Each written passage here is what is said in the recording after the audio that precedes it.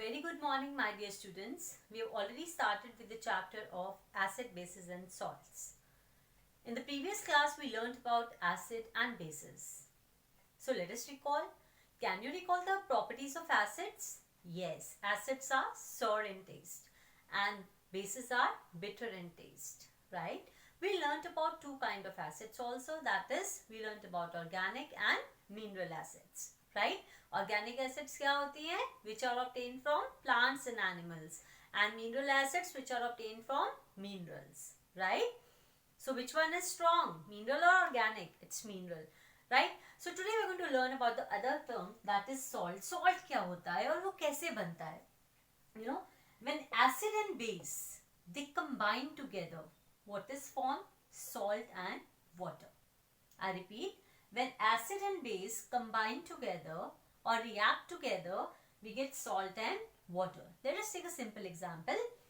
We have this, can you recall what is it? HCl, that is hydrochloric acid.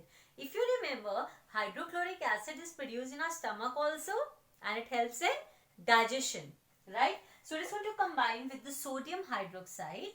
Hydroxides, Na is for sodium and hydroxide is for OH. So you will be getting sodium chloride, that is common salt, and water. This is how the reaction takes place. You can see here acid is going to react with base and we will be getting salt and water. This is the common salt, which we eat, that is sodium chloride. I hope this example is clear to you. So how the salt is formed? When acid combines or reacts with the base and we get salt and water. This is very important thing which you must know it. और salt भी it could be acid, it could be basic, it could be neutral, normal भी हो सकता है, ठीक है. अब next thing is the indicator. ये indicator क्या होता है? Indicator is basically to indicate whether the substance is acidic or basic. आप किसी भी चीज को हर चीज को आप टेस्ट नहीं कर सकते. तो ये ऐसा सब्सटेंस है इंडिकेटर जो क्या करता है, जिससे हमें पता लग जाता है कि एक सब्सटेंस एसिडिक है और क्या बेसिक है. सबसे इंपॉर्टेंट एग्जांपल है इंडिकेटर का litmus paper. Litmus paper we get from lichens, right. तो जो लिटमस पेपर होता है वो जनरली पर्पल कलर का होता है डिस्टिल्ड वाटर में, ठीक है. अब जो ये लिटमस पेपर होता है एसिडिक के केस में, अगर हम उस लिटमस पेपर के ऊपर कोई एसिड का ड्रॉप डाल देंगे तो वो हमेशा रेड ही बनता है, और अगर उसके ऊपर कोई बेसिक सॉल्यूशन का ड्रॉप डाल देंगे तो वो हमेशा ब्लू ही रहता है. Remember this particular thing, right. Litmus paper purple भी होता है, रेड भी होता है, ब्लू भी होता है, लेकिन remember that if it reacts with the acidic substance it will always produce red color, and if it is going to react with the basic substance it will always turn blue. तो आपको सिर्फ ये चीज याद रखनी है कि अगर लिटमस पेपर, चाहे वो कोई भी कलर का हो, अगर उस लिटमस पेपर के ऊपर एसिडिक सॉल्यूशन का ड्रॉप होगा तो वो हमेशा रेड कलर देगा, और अगर उस पे बेसिक सॉल्यूशन का ड्रॉप होगा तो हमेशा ब्लू कलर देगा. Remember this particular thing. तो आपको कोई भी एग्जाम्पल अगर आता है एग्जाम में तो आपको ये चीज याद रखनी है कि क्या वो हम एसिडिक चीज यूज कर रहे हैं कि या बेसिक यूज कर रहे हैं, ठीक है. Let's take one example.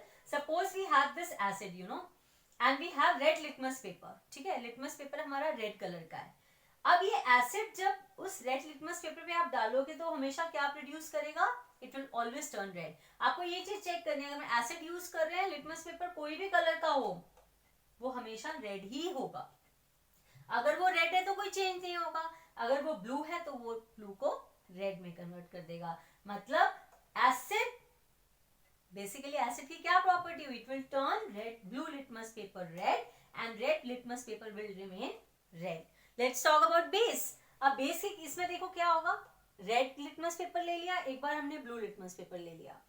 अब अगर हम बेस यूज कर रहे हैं, और बेस मैंने आपको क्या बताया था कि लिटमस पेपर के ऊपर अगर कोई भी बेसिक सॉल्यूशन आता है तो हमेशा ब्लू कलर होगा, चाहे वो कोई भी कलर का पेपर हो. जैसे हमारे पास ये लिटमस पेपर रेड है, अगर हम बेसिक सॉल्यूशन का ड्रॉप ऐड करेंगे तो भी ब्लू कलर का ही रहेगा. अगर उसमें हम ब्लू कलर का लिटमस पेपर लेंगे तो बेसिक सॉल्यूशन का ड्रॉप ऐड करेंगे तो भी वो ब्लू ही रहेगा. Remember that it will always remain blue in case of basic solution and it will always remain red in case of acidic solution. Red litmus paper होगा तो acidic के case में तब भी रेड कलर होगा, कोई change नहीं आ रहा, लेकिन blue will turn red. Base के केस में क्या हो रहा है, अगर रेड लिटमस पेपर, रिजल्ट तो ब्लू ही आएगा, whether you are taking red litmus paper और you are taking blue litmus paper. तो बेस के केस में again red litmus paper will turn blue and blue will remain blue because the result output should be blue. I hope it's clear to you. Let's take one example. अगर हम कहते हैं hydrochloric acid है, hydrochloric acid है, acid अगर हम उसे red litmus paper पे डालेंगे तो वो क्या कलर रहेगा, नो चेंज. लेकिन अगर हम उसी एसिड को ब्लू पे डालेंगे तो वो किस में कन्वर्ट हो जाएगी, रेड में. ठीक है. कोई भी हाइड्रोक्साइड है वो हमेशा याद रखना बेसिक होती है. आपको पता होना चाहिए कौन सी चीज एसिडिक है, कौन सी चीज बेसिक है. इसी के बेस के ऊपर एक एक्टिविटी गिवन है बुक के अंदर. आपको क्या करना है, for your homework you will be reading page 70 and on 71 there are some things, substances are given and one table is given which you need to complete it based on this particular concept. Is that thing clear? So what you have to remember? You have to remember, irrespective of the color of the litmus paper, it will always turn red in case of acidic, and in case of basic, it will always turn blue. I hope it's clear to you. और भी बड़े